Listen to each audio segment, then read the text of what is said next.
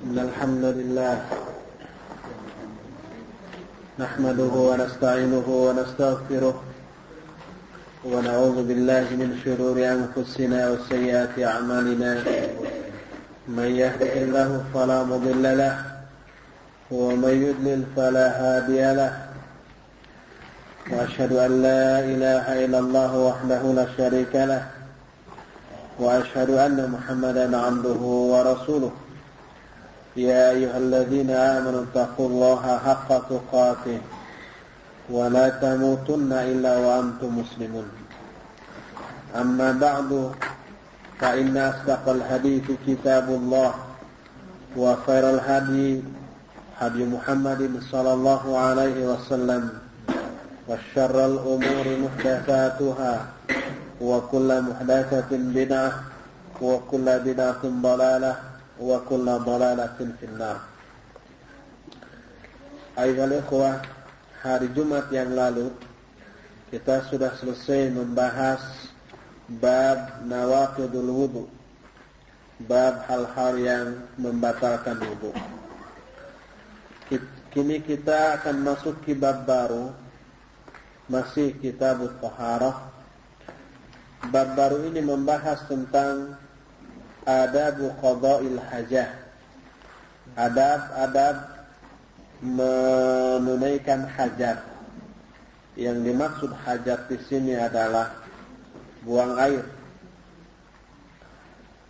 Di dalam muqaddimah bab ini Syekh Al-Bassam hafizahullah memberikan penjelasan tentang maksud dari judul ini. Pertama beliau membahas makna adab.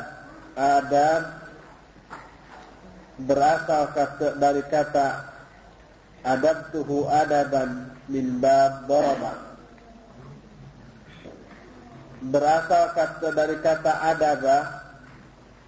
Kalau dikatakan adabtuhu adaban, adab satu bab dengan daraba. Daraba yadribu, adaba ya'dibu. Masdarnya adaban.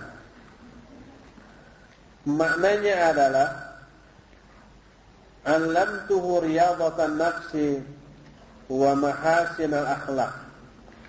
Artinya kalau dikatakan adabtuhu adaban, maksudnya saya mengajari dia, melatih jiwanya dan melatih akhlak-akhlak yang baik.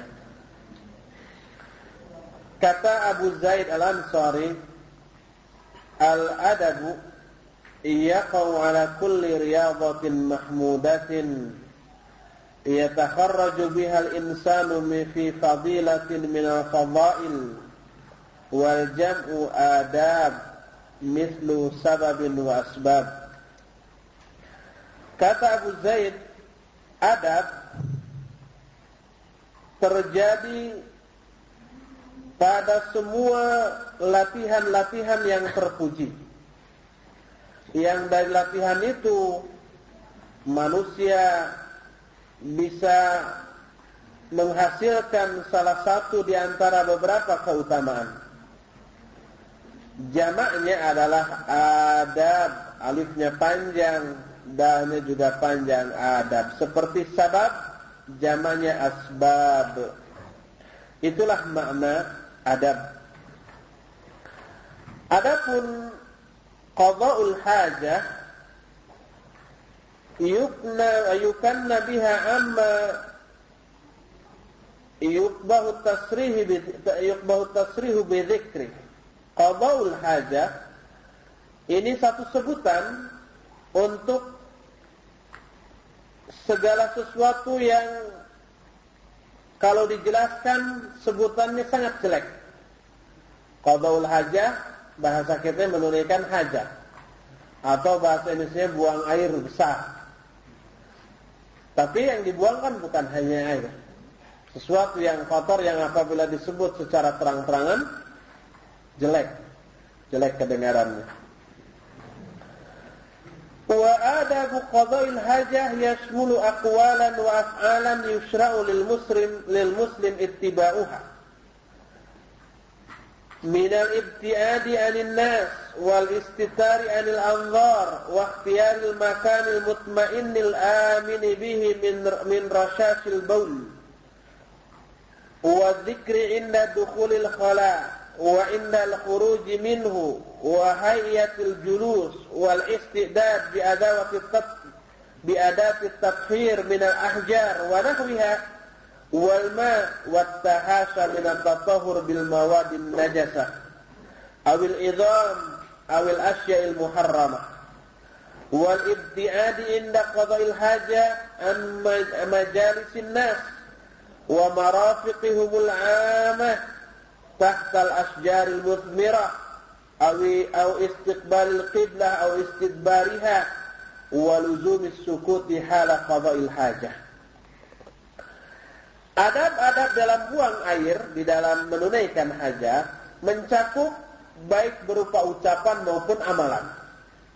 Yang harus diperhatikan adab-adab ketika buang air itu ada yang berupa ucapan dan ada yang berupa amalan yang disyariatkan bagi setiap muslim untuk mengikuti adab-adab tadi. Berupa pertama di sini al-ibtian 'anil nas, menjauhkan diri dari manusia, nyepi, jangan menunaikan hajat di tengah-tengah orang ramai. Kedua, al-istitar 'anil anzar, menutupi diri dari pandangan mata orang lain. Baik dengan, kalau sekarang ya, rata-rata WC tertutup ya. Kalau dulu kan enggak begitu. Ketiga, ikhtiyarul makan al-mutmain, memilih tempat yang tenang. Dan al-amin bihi min rasyasil baul, yang aman dari rasyas, muncrat, cipratan air kencing.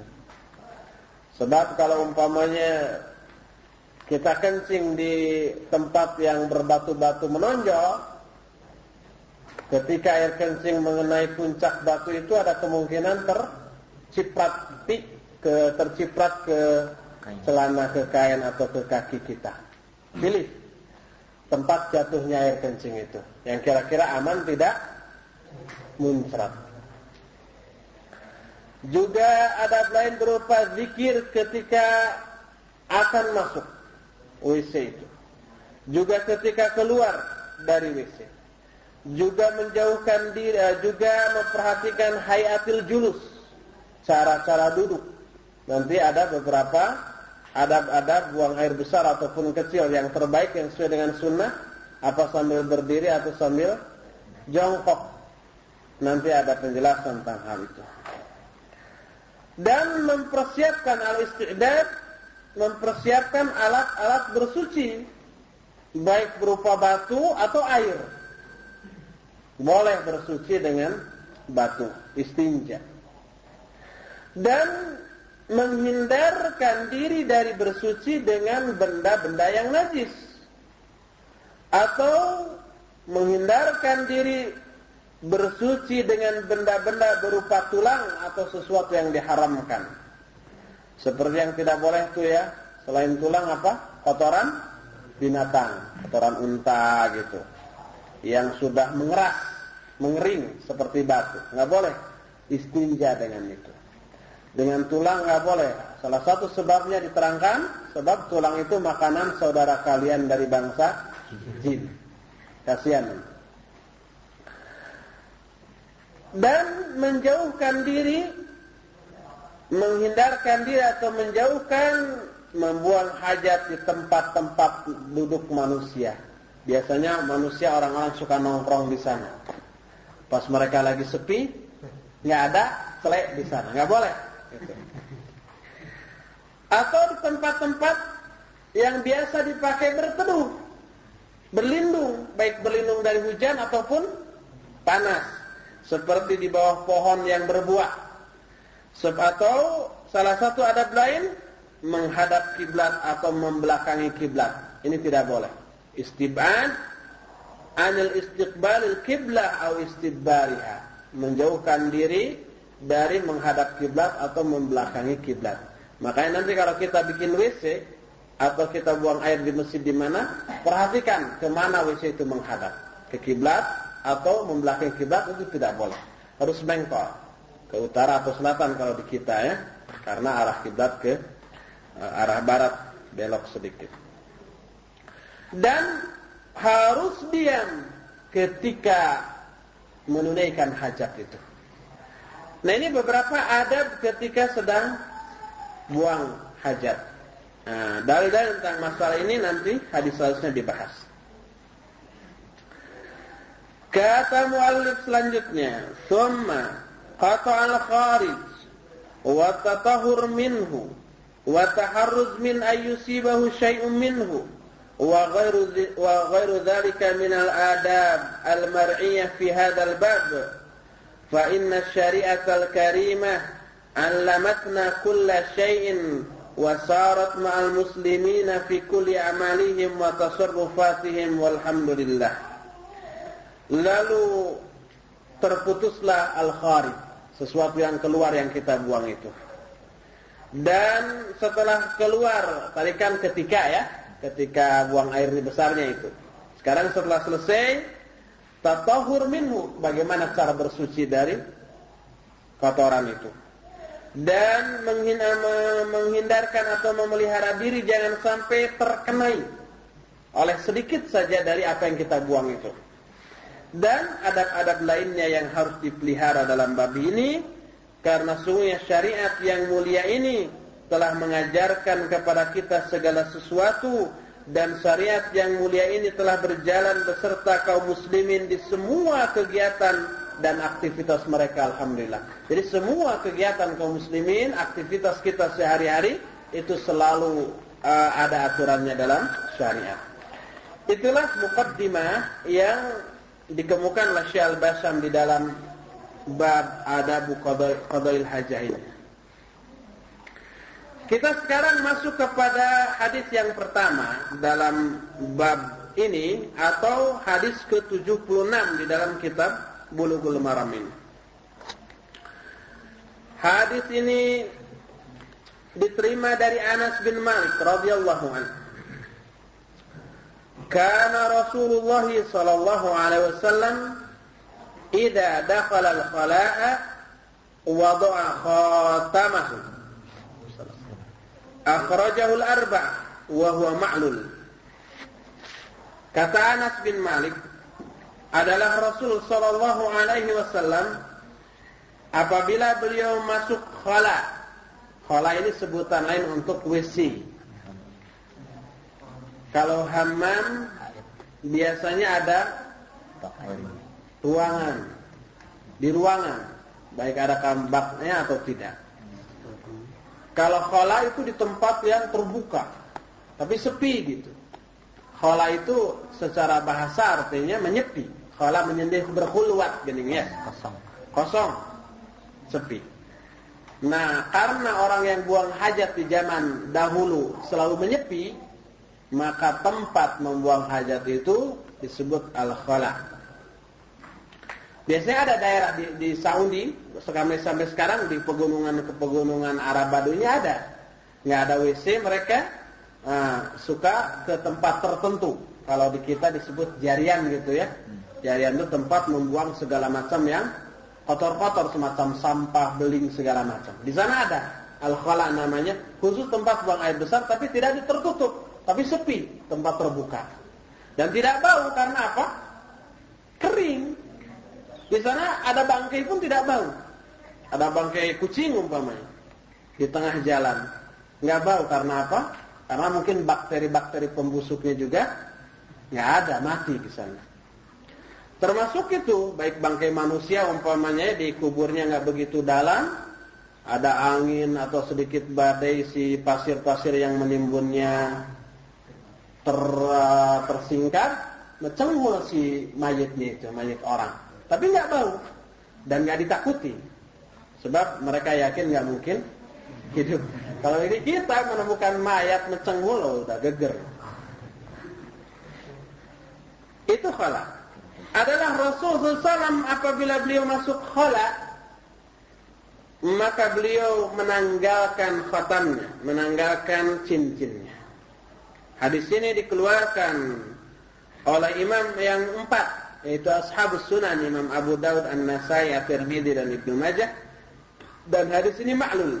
Ma'lul ini artinya berpenyakit, punya cacat. Waalaikumsalam. Tentang derajat hadis ini, kata Syekh Al-Bassam, hadis ini hasan. Walaupun oleh Ibnu Hajar dikatakan ma'lul, tapi hasan. Apa alasannya? Qala An-Nasai, hadza haditsun ghairu mahfuzin. Kata Imam An-Nasai, hadis ini adalah hadis yang tidak terpelihara. Tidak terpelihara dari kesahihan. Maksudnya ada cacat. Wa qala Abu Daud munkar. Abu Daud mengatakan hadis ini munkar. Wa qala al-muallif, berkata muallif, maksud muallif adalah pengarang kitab Bulughul Maram, yaitu Al-Imam Ibnu Hajar Al-Asqalani, ma'lulun liinqita'i sanadihi baina Ibnu Jurayj wa Zuhri haitsu lam yasma' minhu. Kata Imam Ibnu Hajar, hadis ini ma'lul, berpenyakit karena terputusnya sanad antara Ibnu Jurayj dan Az-Zuhri, berupa Az-Zurayj ini tidak mendengar dari Az-Zuhri secara langsung. Kata Imam Ibnu Qayyim Al-Jauziyah, innahu syadun wa munkarun wa gharibun. Hadis ini syad, munkar dan gharib. Itu komentar ulama-ulama yang menganggap hadis ini lemah. Kalau lemah, kenapa Ibnu Hajar memakai hadis ini? Dan kenapa Al-Bassam menyatakan hadis ini hasan? Karena dijelaskan di sini, lakin naqala Ibnu Hajar fi Talkhisil Habir tashihahu an At-Tirmidzi wa Ibn Hibban wal Mundhiri wal Qushairi fil Iqtirah, wa i'tamada as-sahih as-Suyuti fil Jami' as-Saghir, wa mal al-Hafidh al-Mughlata ila tahsinihi, wa man sahhahu qala mujiban anil illah alladhi dzakaruha an adami sima' Ibnu Jurayj min az-Zuhri, qalu faqad sami'ahu min Ziyad bin Sa'ad an az-Zuhri bilafdhin akhar fazalat illatuhu wa ruwatuhu thiqat. Tapi Imam Ibnu Hajar di dalam kitab At-Talkhisul Habir menukil atau mengutip pensahihan hadis ini dari Imam At-Tirmidzi, juga Ibnu Hibban, Al-Mundhiri dan Al-Qushairi dalam kitab Al-Iqtirah. Dan ini pun kesahihan dari At-Tirmidzi ini dijadikan sandaran oleh Imam As-Suyuti dalam kitab Al-Jami' as-Saghir. Dan Al-Hafidh Al-Mughlata juga cenderung kepada penghasanan hadis ini. Dan ulama-ulama yang mensahihkan hadis ini, mereka berkata ketika menjawab bahwa hadis ini ada cacat yang dikemukakan oleh mereka bahwa Ibnu Jurayj tidak mendengar dari Az-Zuhri. Ini cacatnya kan, maklulnya ini. Dijawab oleh orang-orang yang mensahihkan bahwa Ibnu Jurayj telah mendengar dari Az-Zuhri melalui jalan Ziyad bin Sa'ad dari Az-Zuhri. Jadi Az-Zuhri menyampaikan dari kepada Ziyad bin Sa'ad, Ziyad bin Sa'ad menyampaikan kepada Ibnu Jurayj. Tapi Ibnu Jurayj ketika menyampaikan hadis ini tidak mengatakan dari Ziyad bin Sa'ad, tapi langsung dari Az-Zuhri, padahal tidak pernah mendengar. Tapi ada dalam lafaz lain, hadis lain, dalam riwayat lain, bahwa Ibnu Jurayj mendengar ini dari Ziyad bin Sa'ad, Ziyad bin Sa'ad dari Az-Zuhri. Oleh karena itu, illatnya hilang. Fazalat illatuhu. Illatnya, penyakit hadis ini yang disebut ma'lul atau inqita' sanadnya sudah hilang, karena di dalam riwayat lain diterangkan bahwa ini tersambung. Ibnu Jurayj mendengar ini dari Ziyad bin Sa'ad dari Az-Zuhri. Dan para perawi hadis ini semuanya thiqat, semuanya terpercaya. Oleh karena itulah maka hadis ini tidak sahih, di bawah sahih tapi tidak dhaif, di atas dhaif. Ini yang disebut dengan hadis hasan. Makanya Syekh Al-Bassam mengatakan darajatul hadis al-haditsu hasan. Derajat hadis ini hasan. Dan hadis hasan termasuk hadis yang makbul, yang diterima, yang boleh dipakai. Pertama, sebelum membahas fawaid hadis ini, kita akan membahas mufradat hadis. Kosakata, beberapa kata yang perlu dibahas. Pertama, dakhala. Dakhala dalam bahasa Arab disebut fi'il madhi. Fi'il madhi itu fi'il yang mempunyai makna yang telah lalu. Past tense dalam bahasa Inggris. Telah. Dakhala telah masuk. Tapi kalau kita memahami hadis ini cukup berbekal ilmu sharaf saja seperti yang barusan, bisa salah. Sebab di sini disebutkan adalah Rasulullah idza dakhala, kalau beliau telah masuk kepada al-khala, beliau menanggalkan cincinnya. Bisa dipahami menanggalkan cincinnya itu sebelum masuk atau setelah masuk? Setelah. Kalau hanya berbekal ilmu sharaf itu saja, bahwa tahu fi'il madhi itu maknanya telah. Tapi maksudnya dakhala yakni arada dukhulahu. Maksudnya akan masuk. Kalau beliau akan masuk ke WC, tanggalkan. Jadi menanggalkan cincin sebelum masuk, setelah masuk? Sebelum. Tapi kan itu fi'il madhi. Iya, fi'il madhi kalau dia berdiri sendiri. Tapi kalau sudah masuk kepada satu kalimat, dia harus difahami berdasarkan tarkib. Berdasarkan tarkib atau susunan kalimat tersebut.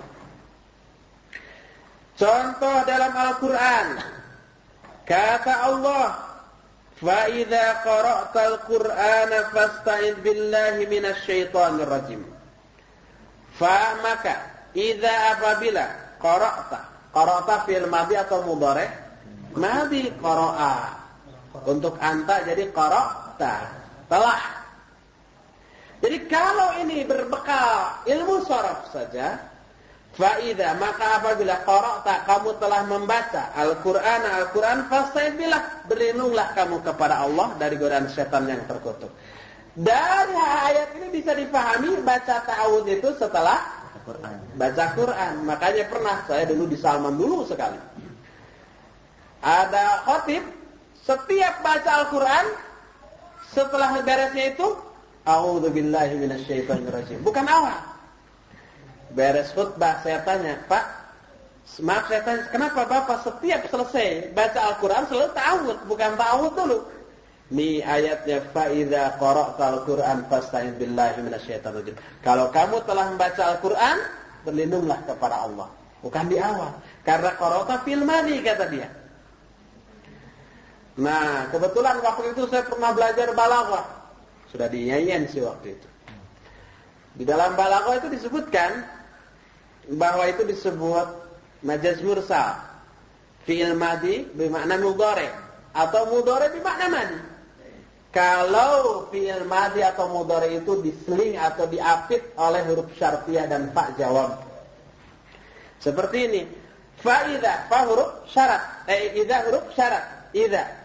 Kemudian fasta'id, fa ini huruf jawab. Jadi kalau fi'il madhi atau fi'il mudhari diapit oleh dua huruf ini, maknanya yang tadinya madhi menjadi mudhari, yang mudhari menjadi madhi. Gitu. Contoh dalam Al-Quran, idza qumtum ilas shalah faghsilu wujuhakum. Idza qumtum, kalau kamu telah berdiri salat, berarti telah salat. Faghsilu wujuhakum, maka basuhlah wajahmu, kedua tangan, wudu gitu. Apa wudu dulu atau salat dulu? Wudu dulu mestinya kan? Tapi Al-Quran menyatakan kalau kamu telah salat maka berwudulah, maka basuhlah wajahmu. Apa begitu? Kita salat dulu baru setelah itu wudu. Tentu saya tidak. Wudu dulu lalu salat. Sebab qara'a atau qumtum di sana bermakna aradtum qiyamas shalah. Kalau kamu hendak melakukan salat. Jadi di sini juga adalah Rasulullah apabila beliau idza dakhala walaupun fi'il madhi, tapi karena didahului oleh idza maknanya mudhari. Apabila beliau akan masuk ke tempat buang air besar, maka beliau menanggalkan cincinnya. Itu yang madhi bermakna mudhari'. Ada lagi mudhari' bermakna madhi. Contoh umpamanya apa? Kata Nabi Musa kepada kaum, 5 tu'dunani wa qad ta'lamuna anni Rasulullah ilaikum. Kenapa kalian menyakiti aku? Wa qad ta'lamuna, qad masuk kepada ta'lamuna. Ta'lamuna fi'il apa? Mudhari', karena ada huruf ta. Kalau qad masuk kepada fi'il mudhari', makna qad ini apa? Kadang-kadang.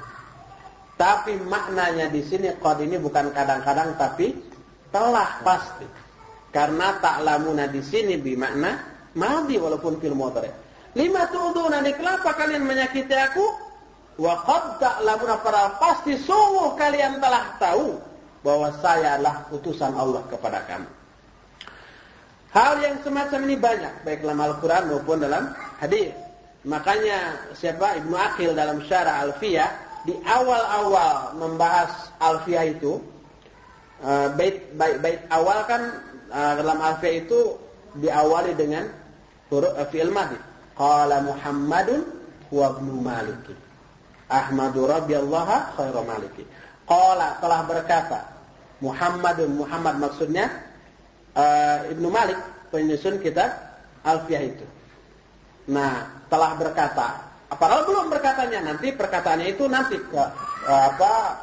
kalamuna lafdun mufidun kastaqim. Ismun wa fi'lun tsumma harfun kan, dan seterusnya. Itu perkataannya di belakang. Tapi sudah dikatakan qala, telah berkata. Telah berkatanya belum. Maksudnya kata Ibnu Aqil, ini qala ini disebut majaz mursal, madhi bermakna mudhari'. Tak akan berkata Muhammad Ibnu Malik dan seterusnya. Begitu maksudnya. Begitupun di sini dakhala maknanya arada dukhulahu. Apabila Nabi SAW akan masuk ke WC, beliau menanggalkan cincinnya. Al-khala dengan difathahkan kha dan dimadkannya la, khala panjang. Maksudnya al-makanul khali, tempat yang sepi. Itu makna khala. Wa yuradu bihi al-makanul mu'addu liqada'il hajah.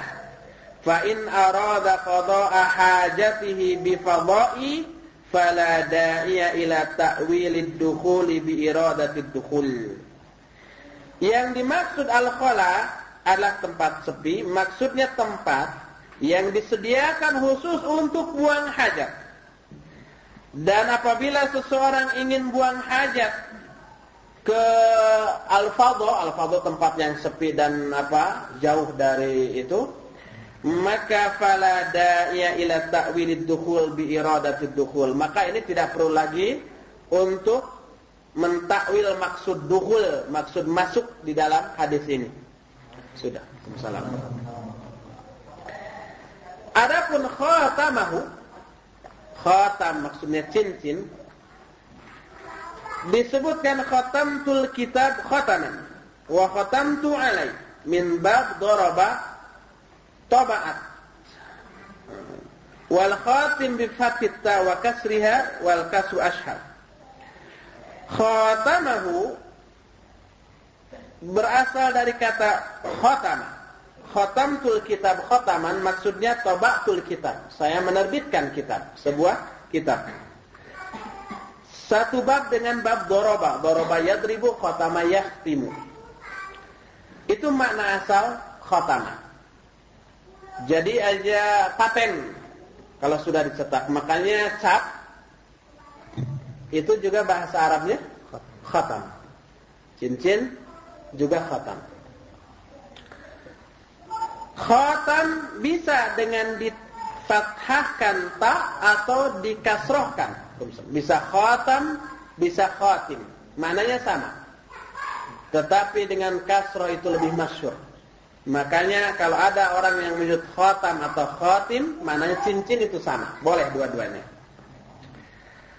Di dalam Al-Misbah, maksudnya Misbahul Munir, sebuah kamus, dikatakan al-khatam halaqatun dhatu fassin min ghairiha. Fa in lam yakun fahiya fatkhatun bifa wa ta musanna min fawqin wa kha mu'jamah. Dalam kamus Al-Misbah, khatam adalah satu halaqah, satu cincin atau lingkaran yang mempunyai mata yang terbuat dari selain bahan cincin itu. Mata maksudnya bukan mata untuk melihat, mata cincin ya. Yang biasanya mata cincin itu terbuat dari bahan yang berbeda dengan cincinnya. Kalau cincinnya biasanya dari logam, matanya biasanya dari batu ya, batu virus, batu apalagi lah. Atau emas mungkin. Atau mutiara, berlian. Tapi kalau tidak ada mataan disebut fahya fathotun. Waalaikumsalam. Disebut fathah, bukan khatim, ya. Kata Ibnu Katsir, ittakhadha sallallahu alaihi wasallam khataman min fiddatin wa nuqisha fihi Muhammadun Rasulullah, hakadha rawahu al-Bukhari.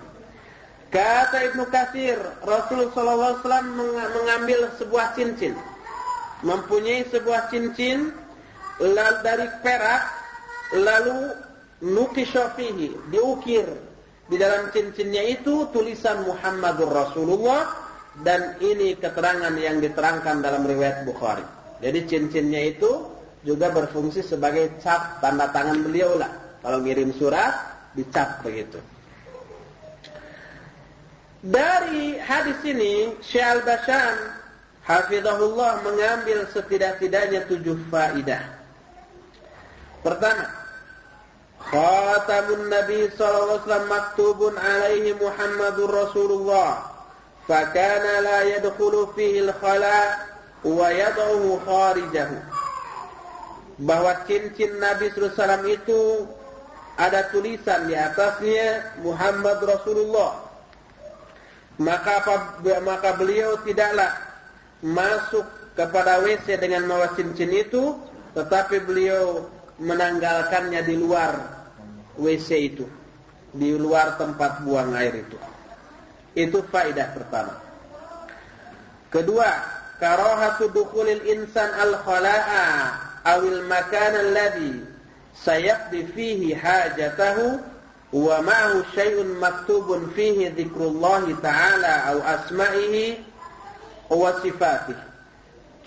Dimakruhkan seseorang masuk ke dalam WC atau ke tempat yang dia akan buang hajat di dalam tempat itu sambil membawa sesuatu yang di dalam sesuatu itu tertulis zikrullah atau nama-nama atau sifat-sifat Allah. Apa saja, kertas atau umpamanya kopiah yang ada lafzul jalalah atau asma Allah atau sifat Allah dan yang sejenisnya, makruh. Ketiga, qala al-fuqaha'u illa idza kana dukhuluhu bihi lihajah ka khasyati syarqatihi aw nisyanihi, wa hadha al-istisna'u mabniun ala qaidah anna al-karahata tazulu ma'al hajah. Berkata para fuqaha, kecuali bila masuk dengan membawa benda-benda yang tertulis zikrullah itu karena terdesak suatu keperluan, harus dibawa ke dalam. Contohnya seperti karena takut dicuri. Kalau disimpan di luar, kita nagen lama lagi, mencret lagi, setengah jam sampai sejam, pas keluar sudah hilang barangnya. Dan itu sering terjadi. Ya, jangankan di tempat umum, di masjid. Saya sendiri pernah mengalami di Salman. Padahal tempat penyimpanan ini ya, tempat penyimpanan tas. Masuk aja WC. Cuma buang air kecil, nggak sampai 5 menit keluar sudah nggak ada lagi. Padahal di dalamnya Quran, kitab, buku yang bagi orang, bagi pencuri mungkin nggak perlu itu, karena yang mereka butuhkan uang atau barang berharga ya. Dijual Quran, dijual. Habis nyuri dijual. Atau takut lupa, kalau disimpan di luar, lupa. Jangankan di luar, banyak orang jam tangan, mau wudu, disimpan di pinggir bak. Wudu di bak. Beres wudu langsung pergi. Si itunya tertinggal karena lupa, penyakit sudah. Semenit ingat, balik lagi sudah hilang.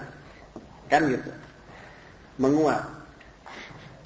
Nah, kalau kata para fuqaha yang dikutip oleh Syekh Al-Bassam wa hadzal istisna, pengecualian ini dibangun berdasarkan satu kaidah annal karahata tazulu ma'al hajah. Hukum makruh bisa hilang kalau terdesak keperluan. Jadi karena takut dicuri atau karena takut ketinggalan, boleh bawa masuk ke WC. Hal-hal atau benda-benda tertentu yang ada zikrullah itu. Qala Syekhul Islam, ad-darahim idza kutiba 'alaiha la ilaha illallah wa kanat fil mandil aw kharitah yajuzu ay yadkhula biha al-khala'. Kata Syekhul Islam Ibn Taimiyah, uang dirham kalau di dalamnya ada tulisan la ilaha illallah, seperti uang real Saudi Arabia, atau dirham, atau dinar yang ada la ilaha illallah. Ya, kita tahu bendera Arab Saudi itu kan ada tulisan asyhadu an la ilaha illallah. Atau kemudian ada pedang dua gitu kan. Ada foto Ibnu Saud di sana. Di uang itu. Yang jelas di uang ada tulisan la ilaha illallah. Maka kata Ibn Taimiyah, bila uang yang di dalamnya ada tulisan la ilaha illallah dan dia tersimpan di mandil, di dompet atau kharitah, ya dompet dari kulit juga, maka boleh masuk sambil membawa uang itu. Uang yang ada tulisan la ilaha illallah. Sebab kalau uangnya ditinggal di luar, nguap sudah. Ya. Apalagi dalam krismon seperti itu. Itu yang ketiga, faedah yang ketiga. Lalu bagaimana kalau sekarang kelupaan? Ada benda yang kalau disimpan di luar juga nggak akan hilang atau bisa dititipin ke orang yang amanah. Tapi kita lupa ke bawah masuk. Cincin umpamanya. Atau malah Al-Quran kita bawa ke tas karena keburu-buru masuk aja sama tas itu ada Al-Qurannya di sana. Atau sambil membawa Al-Quran. Sudah cingogo disimpan di atas bak, baru tahu nggak boleh bawa Al-Quran ke WC. Apa yang harus dilakukan? Maka dijelaskan, ini pernah kita bahas dalam Subulus Salam, bahwa orang itu harus berusaha menyembunyikan benda yang bertuliskan Al-Quran atau zikrullah tersebut di tempat yang tertutup. Baik dimasukkan ke dalam mulut kalau mungkin, seperti cincin, ya, masukkan ke dalam mulut. Atau uang logam, masukkan ke dalam mulut. Atau ke dalam saku. Atau bagaimana caranya agar lafaz-lafaz Al-Quran atau zikrullah itu tidak terlihat. Ditutup dengan benda tertentu. Itu kalau sudah kelupaan masuk ke dalam WC. Yang keempat, wujubu ta'zimi dzikrillahi ta'ala wa asma'ihi ta'ala wa ib'adiha an kulli ma yamassu qudsiyatuha wa karamatuha. Qala ta'ala wa may, surat apa ini? Wa may yu'azzim atau apa? Sya'airallah fa innaha min taqwal qulub. Wajib mengagungkan zikrullah ta'ala dan nama-nama Allah yang tinggi, dan menjauhkan semua itu dari segala sesuatu yang bisa mengurangi kesucian dan kemuliaannya. Allah berfirman, siapa yang mengagungkan syiar-syiar Allah, maka hal itu termasuk di antara ketakwaan hati. Itu yang keempat. Kelima, iqtisarul hukmi 'alal karahah. Dzalika anna mujarrad tarkil fi'li la yadullu 'ala tahrim. Hukum dilarangnya membawa zikrullah ke dalam WC itu hanya sebatas makruh, tidak haram. Kenapa? Karena hanya sekedar perbuatan Nabi SAW tanpa ada perintah menanggalkan, itu tidaklah menunjukkan haram, hanya menunjukkan makruh. Nabi SAW kalau mau masuk WC lepas, tapi tidak memerintahkan kepada orang lain, kalau kalian masuk WC jangan bawa ini. Tidak, hanya berupa fi'il, berupa perbuatan. Maka kalau hanya perbuatan Nabi SAW hanya menunjukkan kepada makruhnya hal itu, tidak menunjukkan kepada haram. Keenam, ibahatu ittikhadil khatam lirrajul wa ayyuktaba alaihi walau kana ismuhu fihi ismun min asma'illahi ta'ala ka Abdullah wa Abdurrahman. Berdasarkan hadis tadi, boleh seseorang mempunyai cincin dan di dalam cincin itu ditulisi namanya, sekalipun namanya itu termasuk di antara nama-nama Allah seperti Abdullah atau Abdurrahman, boleh. Tapi pas mau ke WC lebih baik dibuka. Ketujuh atau faedah yang terakhir yang dituliskan oleh Syekh Al-Basam di sini, amal mushaf fayuhramu idkhaluhu aw idkhalu ba'dihi al-makan al-mu'adda liqada'il hajah walau kana malfufan biha'il lima lahu min makanatin la tusama wa qad jaa'a na'tuhu wa wasfuhu innahu laqur'anun karim wa innahu qur'anun majid wa innahu lakitabun aziz wa innahu dzikrun mubarak ila ghairi dzalika minan nu'util karimah. Semua pembicaraan tadi berkisar tentang cincin atau benda lain yang ada zikrullah. Sekarang bagaimana mushaf? Mushaf Al-Quran. Maka disebutkan adapun mushaf Al-Quran diharamkan memasukkan mushaf Al-Quran ke WC atau memasukkan sebagian dari mushaf itu ke tempat-tempat yang diperuntukkan bagi membuang hajat. Sekalipun mushaf itu diselimuti oleh hail, oleh sebuah selimut, oleh kain, sekalipun dibulen. Di apa dibulen tadi? Dibungkus atau dimasukkan tas. Karena apa? Karena dia Al-Quran yang maha mulia tidak layak berada di tempat disebutkan min makanin la tusama, maksudnya di tempat yang tidak layak untuk disebut. Tidak layak untuk disebut itu maksudnya tempat itu begitu hina, begitu kotor, seperti WC jarian atau tempat-tempat maksiat yang memang dikhususkan untuk maksiat, seperti tempat judi, tempat pelacuran, tempat mabuk-mabukan, yang itu ada di kita ya, semacam bar, apalagi karaoke, diskotik yang seperti itu. Jangan bawa Al-Quran di sana, sekalipun untuk dakwah. Pakai gamis, pakai kopiah, bawa Al-Quran. Masuk, assalamualaikum. Dakwah bisa dihinakan itu Al-Quran. Gamis yang merupakan pakaian sunnah bisa dihinakan oleh mereka. Bisa orang bilang dilelewe. Apa dilelewe itu? Diecek, diolok-olok, dipermainkan. Gitu. Oh ini bukan masjid doi, kan bisa begitu kan? Bukan masjid, sono gitu. Salah masuk kamu, kan bisa begitu. Bukan disambut dakwah ini, tetapi malah dihinakan. Dalam sebuah hadis dikatakan, aturiduna ayyukdzaballahu wa rasuluh.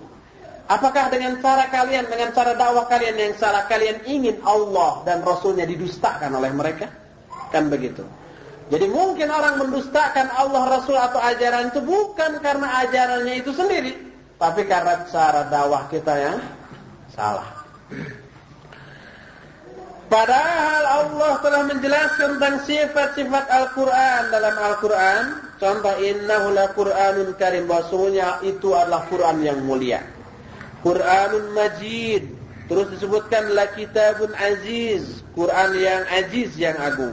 Disebut zikrun mubarak, zikir atau peringatan yang diberkahi. Dan sifat-sifat lainnya yang menunjukkan keagungan Al-Quran, sehingga tidak layak Al-Quran yang demikian agung itu dibawa ke tempat yang tidak layak untuk keagungan seperti itu. Selesai sudah pembahasan hadis yang ke-76. Hanya satu hadis ternyata yang bisa kita bahas pada pertemuan ini. InsyaAllah hadis-hadis berikutnya tentang doa masuk WC dan seterusnya kita akan bahas pada pertemuan-pertemuan berikutnya. Dan sewaktu yang kita miliki